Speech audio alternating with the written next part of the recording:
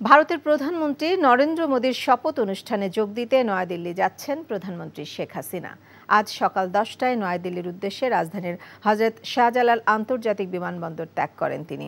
ভারতের স্থানীয় সময় দুপুর 12টায় নয়াদিল্লির পালাম বিমানবন্দরে অবতরণ করবেন শেখ হাসিনা। বিমানবন্দরে তাকে স্বাগত জানাবেন ভারতে নিযুক্ত বাংলাদেশের হাই কমিশনার মোহাম্মদ মুস্তাফিজুর রহমান।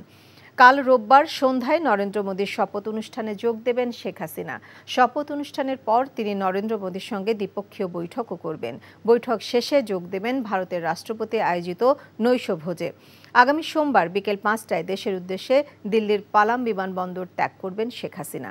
গত বুধবার ভারতের প্রধানমন্ত্রী নরেন্দ্র মোদীর সঙ্গে টেলিফোনে আলাপ হয় শেখ হাসিনার।